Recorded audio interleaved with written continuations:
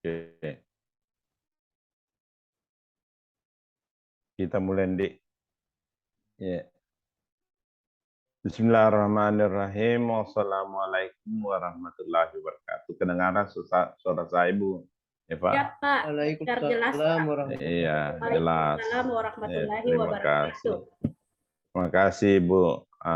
Syukurlah, alhamdulillah. Mari kita sama-sama ucapkan pagi hari ini karena kita semua sehat walafiat. Mari sama-sama mengirimkan salawat kepada Nabi Muhammad Sallallahu Alaihi Wasallam. Oke, Ibu, eh, Ibu Marniati yang menguji Ibu, Ibu Eva atau saya panggil Ibu Mariani. Ibu Eva akan diuji oleh Bapak Dr. Adnan sebagai penguji satu dan didampingi oleh saya. Ibu Eva, insya Allah kita akan melangsungkan ujian ini selama 50 menit dengan 3 tahap. Tahap pertama, Ibu memperkenalkan diri dulu. Dari mana S1-nya, di mana mengajarnya sudah berapa lama. Itu. Selanjutnya Ibu Eva menampilkan pembelajaran yang akan dilakukan sesuai dengan rencana aksi yang sudah diunggah, yang dianggap paling berkesan, yang paling enak diajarkan, yang paling Ibu saya. Nah, waktunya itu tidak sampai di 10 menit, Bu. Nah, tahap ketiga, saya dengan Pak Adnan akan menyampaikan pertanyaan-pertanyaan untuk Ibu. Sudah paham, Bu? Ya, ya, Pak. Halo, dengar suara. Sudah paham. Oke, silakan Ibu. Memulai. Bismillahirrahmanirrahim. Assalamualaikum warahmatullahi wabarakatuh. Pak, suara saya terjelas dengar, Pak? Iya, Oke. terdengar. Baik, Pak. Perkenalkan, nama saya Eva Mariani Musnur. Saya biasanya dipanggil Bu Eva sama siswa-siswa saya. Asal kampus saya adalah Universitas Negeri Makassar, Pak, jurusan Fisika. Saat ini saya sudah menjabat sebagai seorang pegawai negeri sipil di Provinsi Gorontalo, Pak. Sebelumnya saya mengajar di Kota Makassar, Pak, dari tahun 2015 sampai 2019 di SMA IT Yunusina Makassar. Selanjutnya saya mengikuti CPNS dan lulus di sini, Pak, sampai sekarang. Gitu. Jadi saya sekarang menetap di Provinsi Gorontalo, Pak. Oke. Asal tetap dari Sulawesi Selatan. Lanjut, Ibu. Baik, Pak. Mungkin sekian perkenalan singkat dari saya tentang profil saya. Baik, saya akan menampilkan pembelajaran saya terkait aksi yang saya telah buat. Permisi, Pak, saya izin share screen.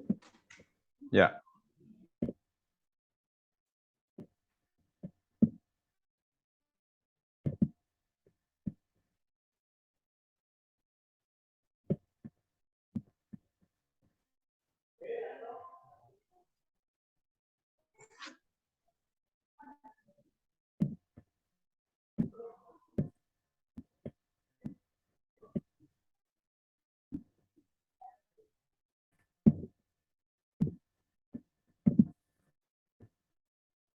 Apakah sudah terlihat, Pak?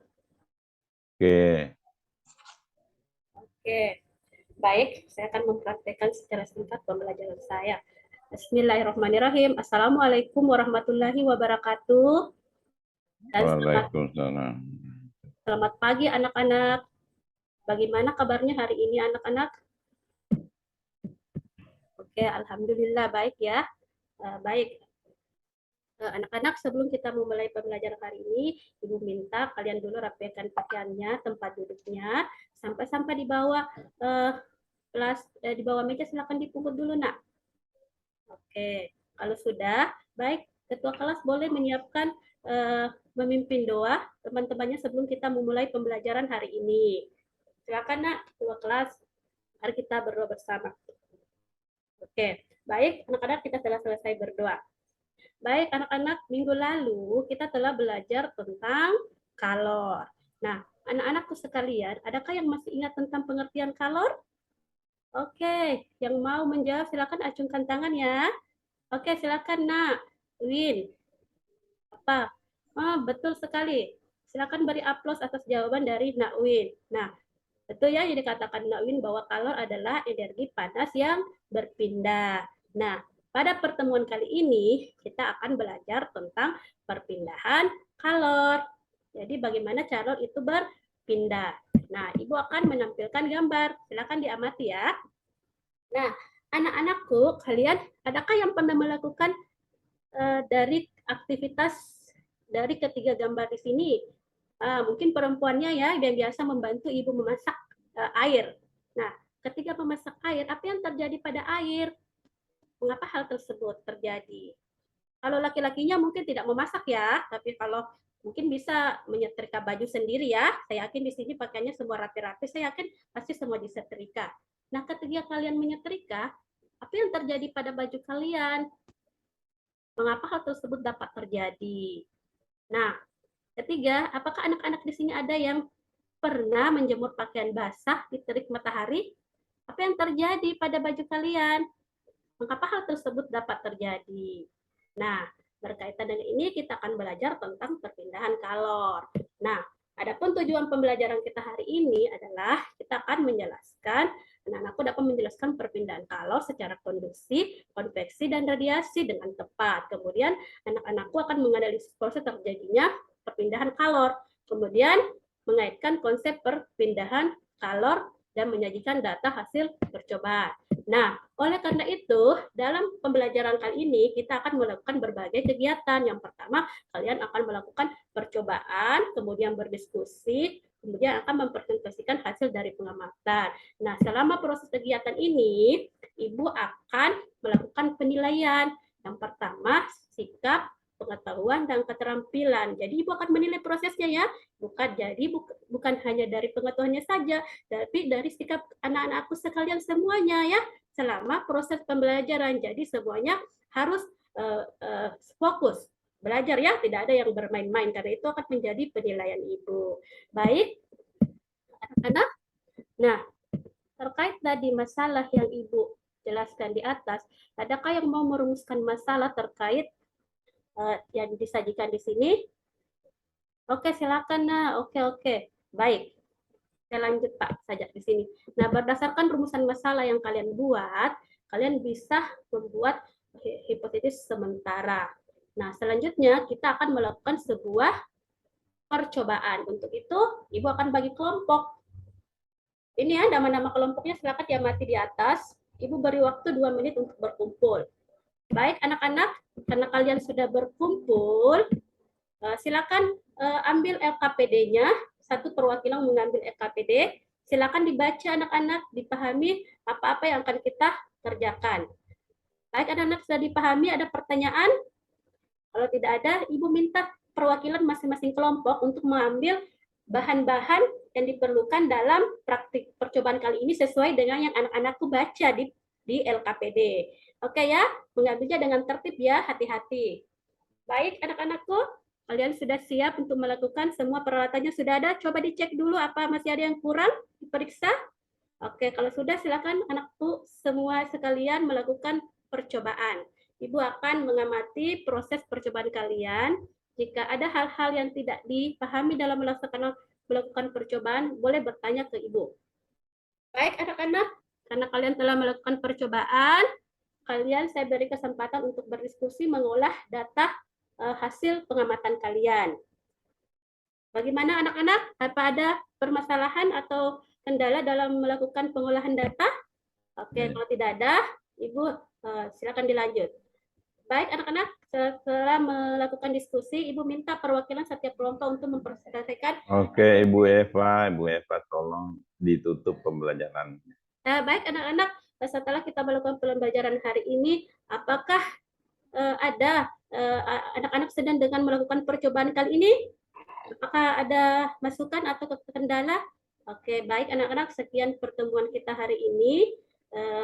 Silakan dibaca pertemuan kita pada kegiatan berikutnya. Ya, sampai jumpa pertemuan berikutnya. Silakan anak-anak berdoa dulu sebelum menutup pelajaran hari ini. Baik, terima kasih. Sampai jumpa anak-anak. Pertemuan berikutnya. Assalamualaikum warahmatullahi wabarakatuh. Waalaikumsalam warahmatullahi wabarakatuh. Tolong dihentikan. Baik, Ibu. Ya, makasih Kak. Ya, silahkan dengan hormat Pak disampaikan pertanyaan. Iya. Untuk Ibu Eva. Oke, Ibu Eva. Nah, kelihatannya tadi Ibu menerapkan inquiry ya. Discovery, Pak. Halo.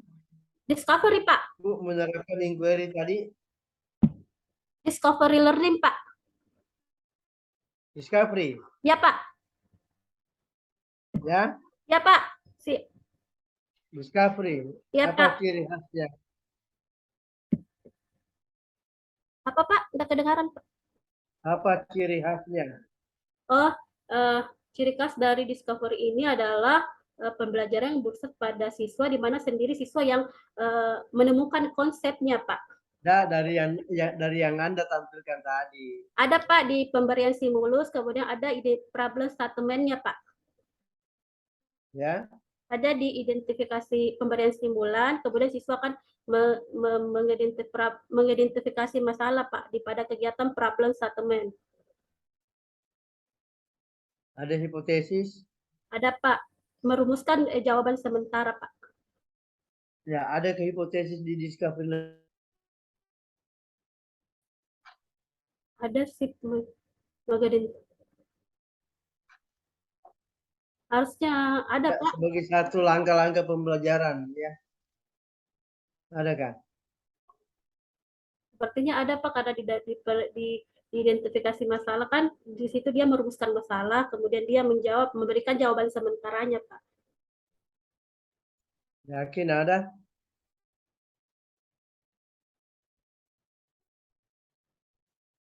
Iya, Pak.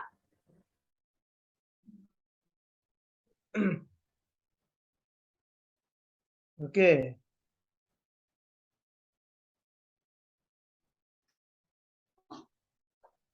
Kalau ada, tapi di ini kok tidak ada yang muncul ya?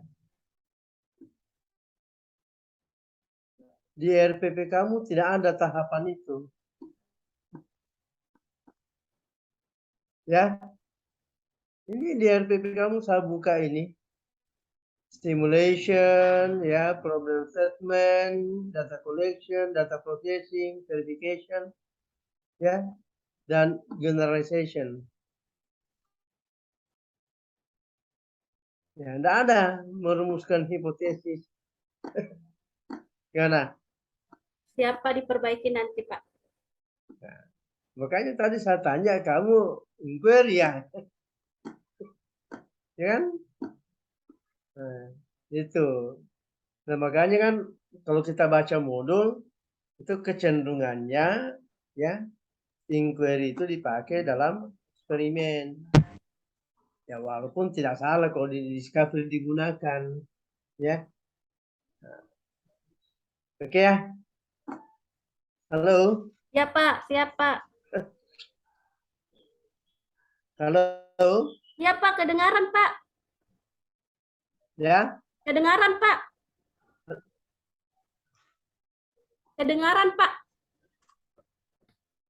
Bisa dengar suara saya? Bisa, Pak. Ya, hanya suara kamu putus-putus. Jelas di sini, Pak. Suaranya, Pak. Oke. Oke. Nah.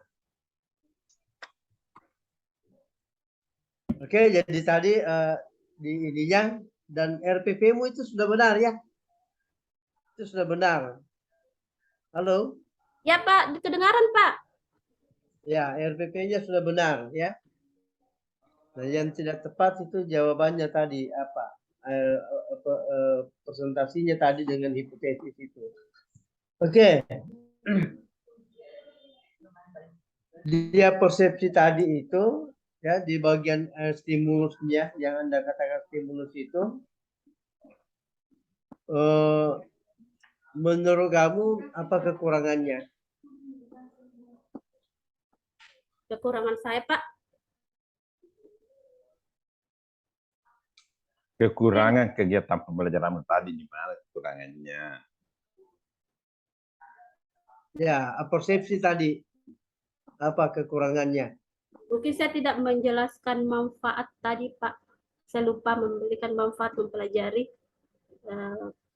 kegiatan ini. Coba tadi kan Anda menampilkan gambar ya. Iya, Pak. Ada gambar ya, ada memasak, ada menjemur, ada menyetrika ya. Iya, Pak. Ada setrika tadi. Ya. Nah, jadi sebetulnya kalau ada hal begitu tidak perlu kita gini setengah mati menjelaskan ya. Tadi saya lihat Anda yang menjelaskan banyak. Coba kalau langsung Anda menyampaikan. Oke, siapa punya pengalaman untuk menyetrika? Nah, silakan jelaskan pengalaman kamu waktu menyetrika. Itu kan lebih bagus ya. Nah, tetapi ada tadi satu hal yang sebetulnya tidak tepat itu dari sisi gender. Ya, pada saat kamu menyatakan ya ini kan perempuannya saja yang banyak melakukan, laki-laki tidak. Tidak boleh. Ya. Jangan ada diskriminasi gender di situ. Ya, di zaman sekarang tidak ada itu. Ya, Pak Alimin juga itu menyetrika di rumahnya. Kalau tidak ada pembantunya. Iya. Ya, kalau ibu lagi ini pergi di sekolah, saya juga memasak. Ya. Iya. Karena beda, generasinya beda sekarang ya. Beda kalau macam bapakku dulu yang sekarang umur 90 tahun ya memang. Jangan diterapkan diskriminasi gender di situ ya. Oke. Pak, siap. Kembali dari ini. Kembali kepada permasalahannya. Ya. Nah, jadi seperti itu. Jangan kita ini. Nah, biarkan mereka berpendapat. Nah, apa lagi kekurangannya?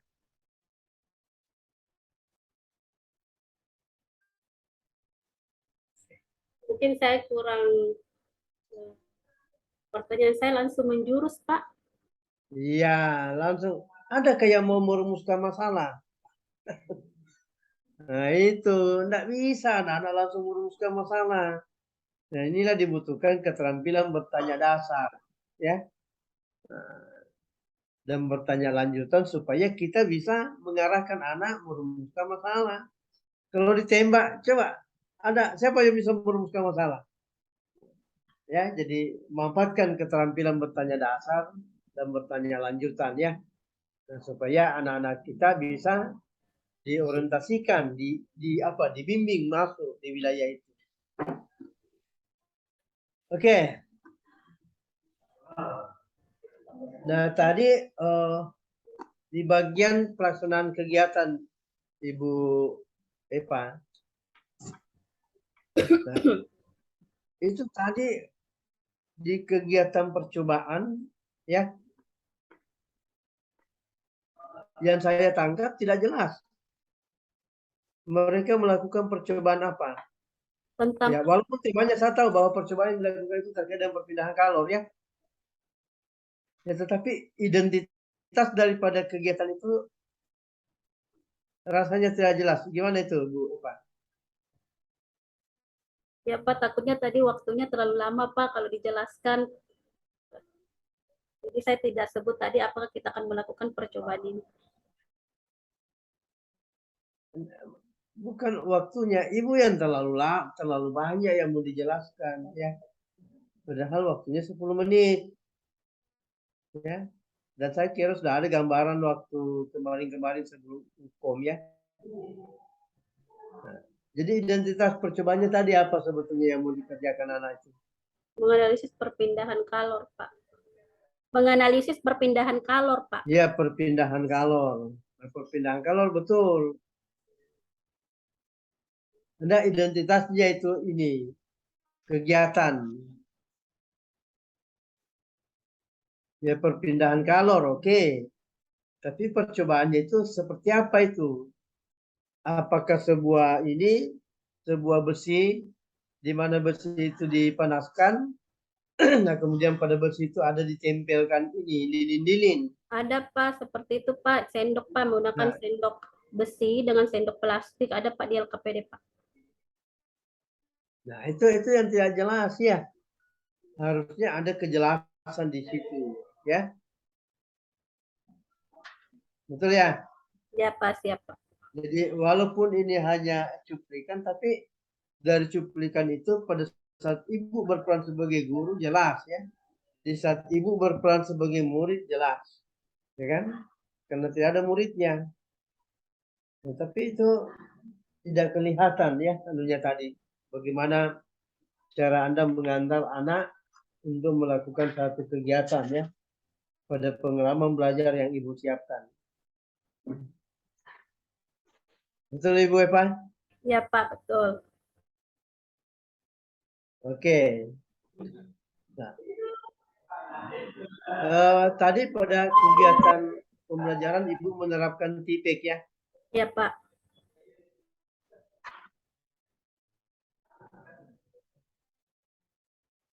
Ibu menerapkan TPEK tadi? Ya Pak. Oke, bisa sampaikan di saya apa itu TPEK? Teknologi Pedagogical Contextual Knowledge, yaitu di mana pengintegrasian. Oke. Nah, itu teknologinya tadi itu apa yang Anda terapkan? Menggunakan PowerPoint Pak. Oke. Nah, kemudian konten knowledge-nya apa?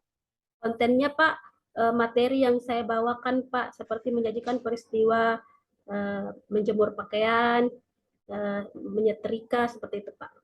Oke. Pedagoginya apa? Melalui ini Pak, presentasi dengan melibatkan tanya jawab kepada peserta didik. Di antara 3 elemen TPEK tadi yang rusak bagian mana? Di anunya Pak, di pedagogiknya Pak. Oke. Alhamdulillah ya sudah disadari ya. Ya Pak. Nah, jadi itu pedagoginya tadi itu bermasalah. Oke. Baik. Nah, selama Anda di PPG ini kan Anda melewati banyak tahapan ya. Betul Pak.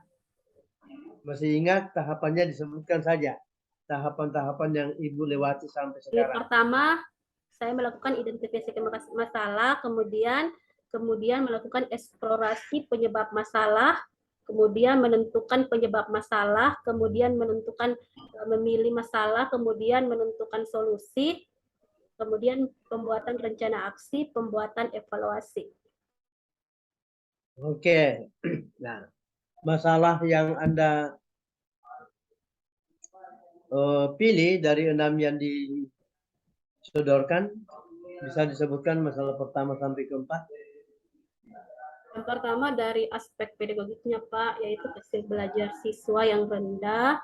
Kemudian yang saya pilih itu keaktifan siswa, kemudian kesulitan siswa dalam memahami materi, kemudian hot siswa Pak, kemampuan hot siswa yang rendah. Oke. Apa solusi dari masalah pertama? Saya menerapkan model pembelajaran based learning Pak terhadap hasil belajar. Untuk hasil belajar, solusinya apa? Menggunakan model pembelajaran berbasis masalah Pak. Pembelajaran berbasis masalah. Nah, seberapa yakin Anda bahwa pilihan solusi itu bisa menyelesaikan masalah? Insya Allah Pak 100%. Ya, kenapa Anda begitu yakin 100% bisa menyelesaikan masalah? Karena pembelajaran berbasis masalah itu menghadapkan para siswa pada permasalahan yang konteks nyata, permasalahan yang sesuai dengan kehidupan nyata sebagai masalah Pak, sebagai sebagai konsep siswa istilahnya sebagai konteks siswa dalam belajar Pak, seperti itu, untuk memperoleh pengetahuan. Apa yang kamu sudah lakukan sehingga begitu yakin bahwa solusi yang Anda pilih itu benar. Saya telah melakukan wawancara, Pak, dan kajian literatur, Pak. Oke. Apa kajian literatur yang kamu dapatkan? Mendukung, Pak, bahwa penerapan model pembelajaran berbasis masalah ini sangat cocok untuk meningkatkan hasil belajar siswa, Pak. Oke, tapi kan PBL itu punya kekurangan. Bisa Anda kemukakan kekurangannya? Kekurangannya mungkin bagi siswa yang tidak mampu berpikir kritis akan lambat, Pak. Oke. Nah, kalau seperti itu kekurangannya, bagaimana dengan karakteristik siswa yang kamu hadapi? Makanya Pak, saya di situ menyajikan masalah yang sesuai dengan yang dialami peserta dengan karakteristik yang Ya, kalau dikaitkan dengan karakteristik pembelajar yang Anda hadapi.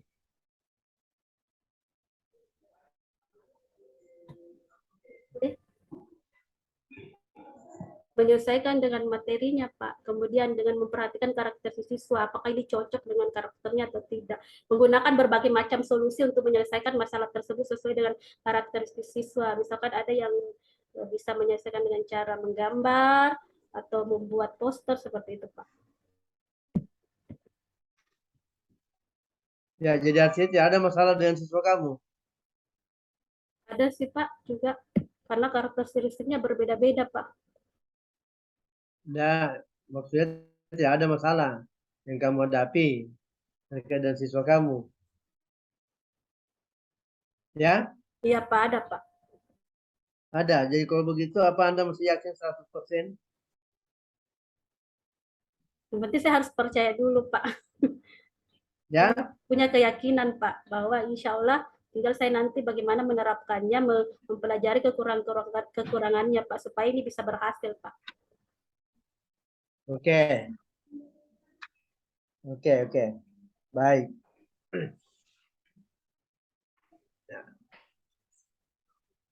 Apakah model yang kamu pilih ini bisa mengantar anak-anak untuk berpikir tingkat tinggi?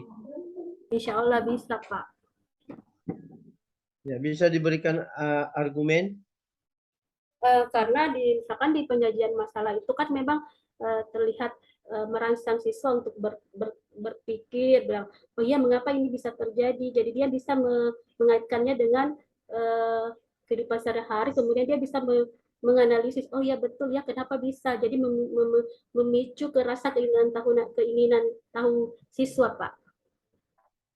Dan sebetulnya kemampuan anak berpikir tingkat tinggi itu dikondisikan, ya, mana lebih dominan, di kegiatan awal atau di kegiatan inti? Mungkin bisa dipadukan, Pak, di kegiatan awal yang pertama. Nah, saya tanya di mana seharusnya, ya? Di kegiatan awal. Seharusnya kegiatan pembelajaran itu orientasinya itu apa? Betul-betul mengarah ke berpikir tingkat tinggi. Di kegiatan awal atau inti? Awal, Pak. Hah? Awal, Pak. Awal itu apakah dipakai untuk mencapai tujuan pembelajaran? Bisa, Pak, dengan pemberian orientasi masalahnya, Pak. Berarti Anda tidak memperhatikan penjelasan ini, ya. Kegiatan awal itu dilakukan tidak untuk mencapai tujuan pembelajaran. Ya. Kegiatan awal itu fungsinya adalah memusatkan perhatian siswa pada masalah pokok. Ya, membangkitkan minat dan motivasi awal sejak dari awal. Ya, memberikan acuan, menyampaikan ini loh yang mau dicapai dalam pembelajaran. Ya. Tujuan pembelajaran itu dicapai pada kegiatan inti. Ya. Itu. Nah, makanya hati-hati nak. keterampilan ini berpikir tingkat tinggi itu dicapai di mana? Kegiatan awal atau inti? Inti, Pak. Ya harusnya di inti. Ya makanya inti itu lebih banyak waktunya. Ya, lebih banyak waktu dipakai. Ya jadi itu dimaknai itu, ya, dimaknai itu. Makanya di modul-modul pedagogi itu penting banget dicermati ya.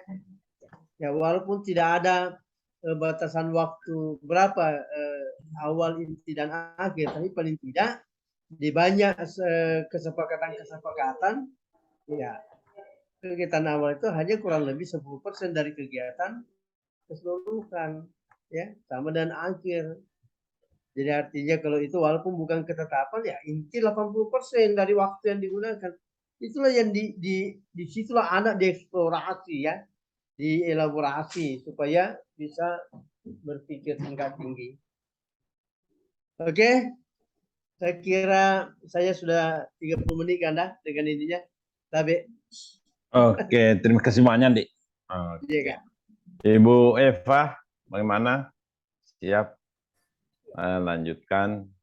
Tadi Ibu menyebutkan ada yang terlangkai menyampaikan manfaat mempelajari materi di kegiatan pendahuluan di Iya, Pak. Betul, Pak.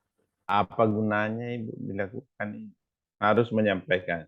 Guru di kegiatan pendahuluan itu menyampaikan manfaat mempelajari materi itu. Supaya siswa juga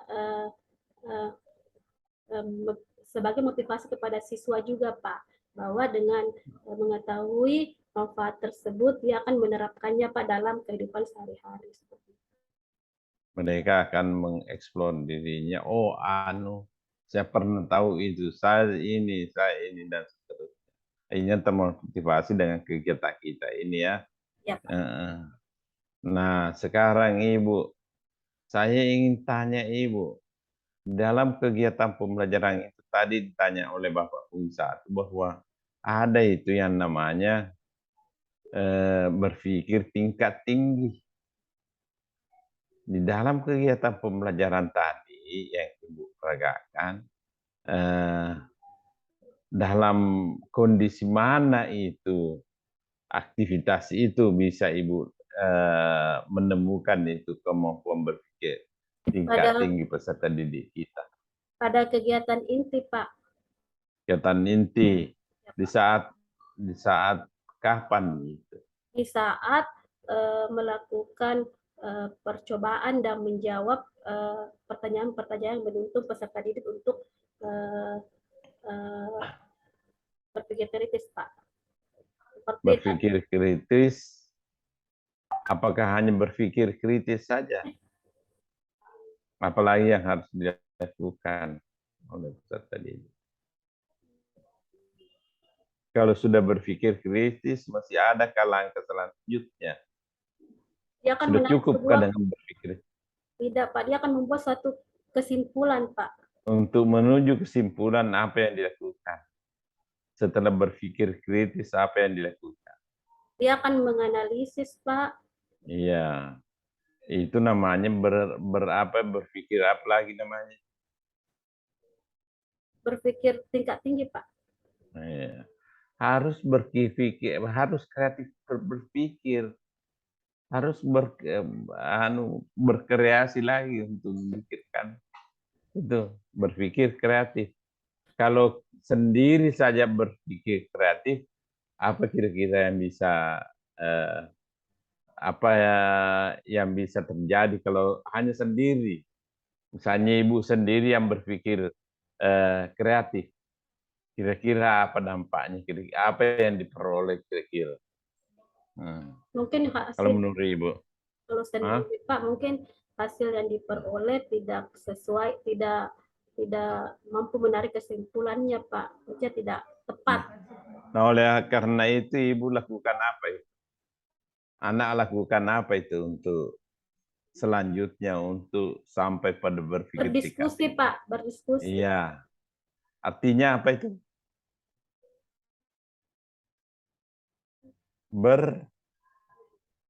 Berkolaborasi. Oh iya, Pak, berkolaborasi. Nah, itu sampai menyimpulkan, kalau anak sudah menyimpulkan dengan hasil berpikir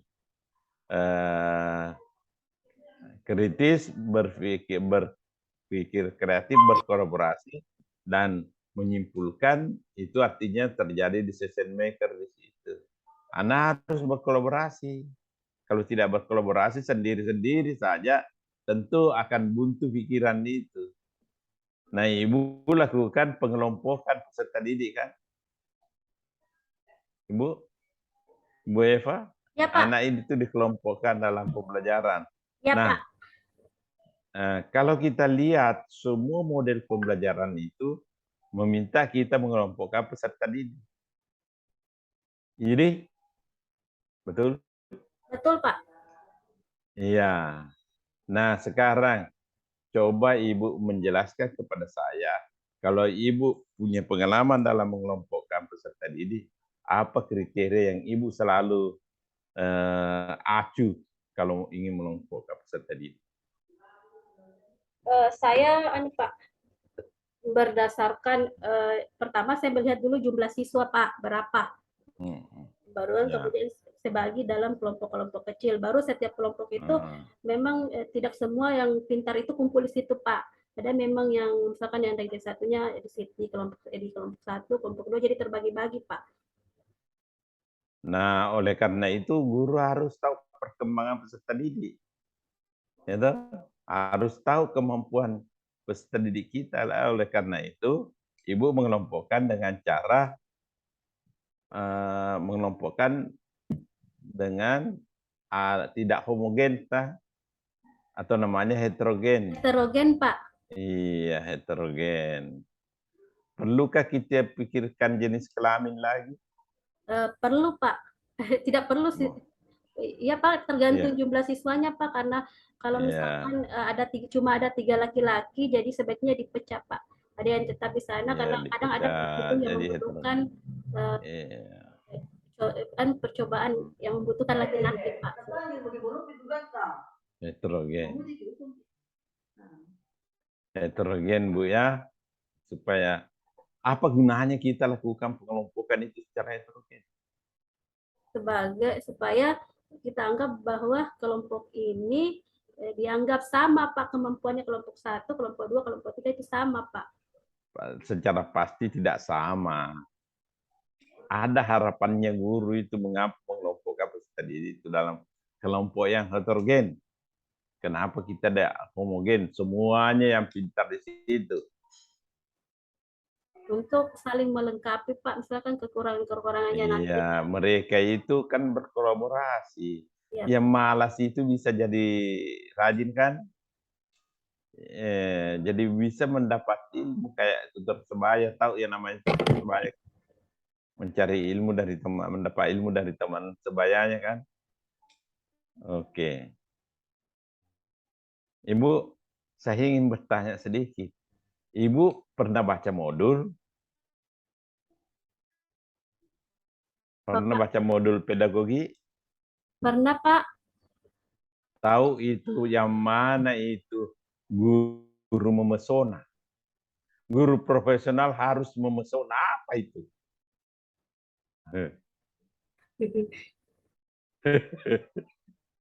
Kalau pernah baca pasti tahu. Oh, ini saya menuju begini. Guru memesona, guru profesional memesona. Memesona. Iya. Guru Kenapa ya memesona? Apa itu?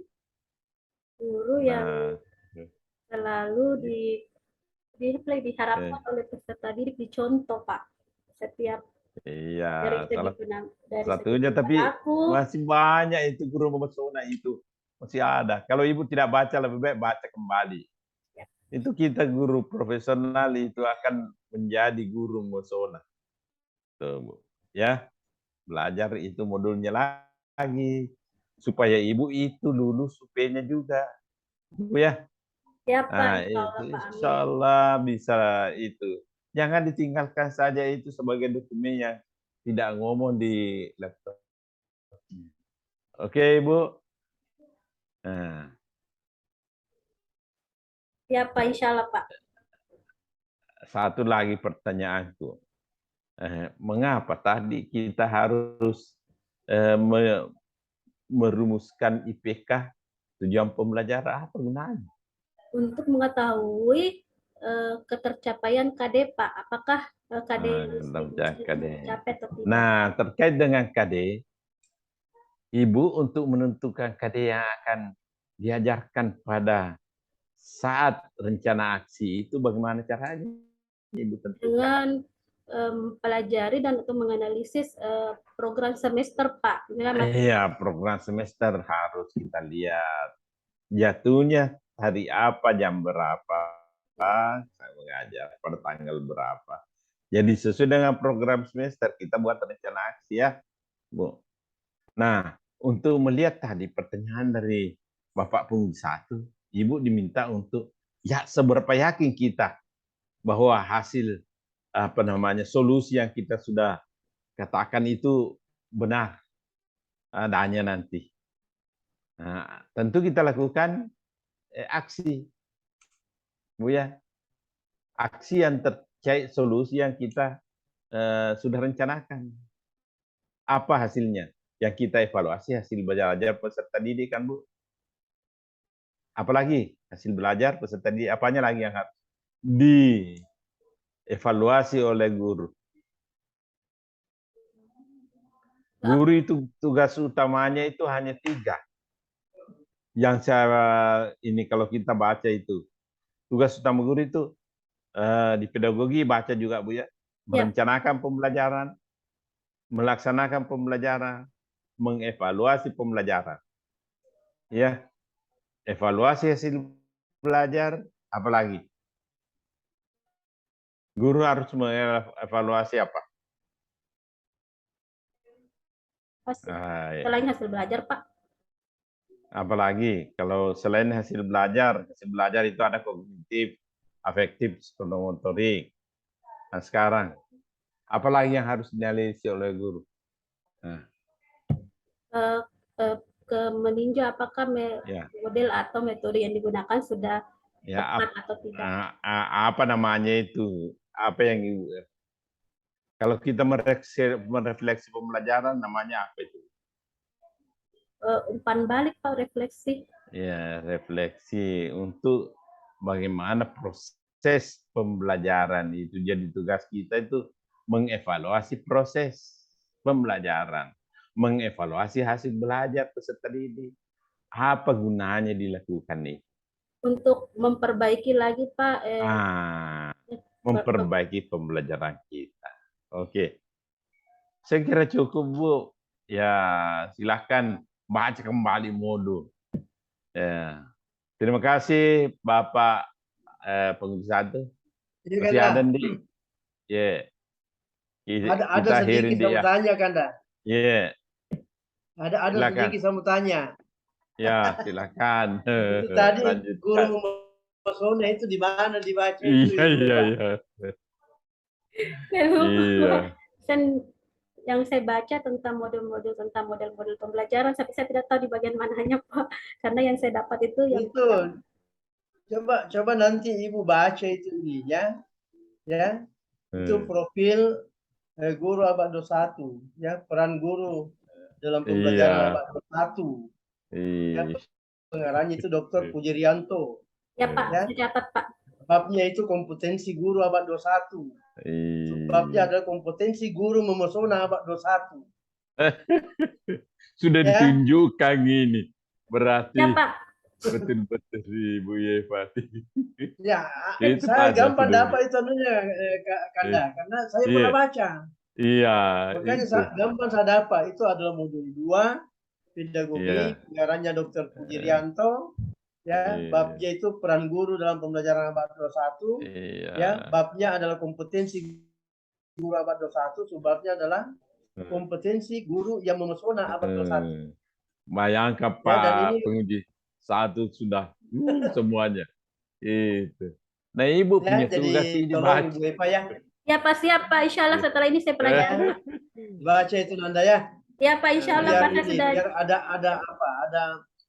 ada namanya konsep-konsep dasar ya yang dipahami dengan baik ya. Terima kasih Kanda. Ya, insya Allah Pak dibaca Pak bukunya Pak. Baca baik-baik, baca kembali. Iya, baca juga modul profesionalnya. Iya Pak, siap Pak. Oke, terima kasih Pak Pengurus 1. Ujiannya sudah selesai Bu Eva. Mohon maaf kalau ada yang tidak Ya berkenan. Pak, saya juga Pak. Oke, Ya, saya juga sukses minta maaf ya. mudah-mudahan. Sama-sama. Iya, kasih silahkan hentikan rekamannya Bu.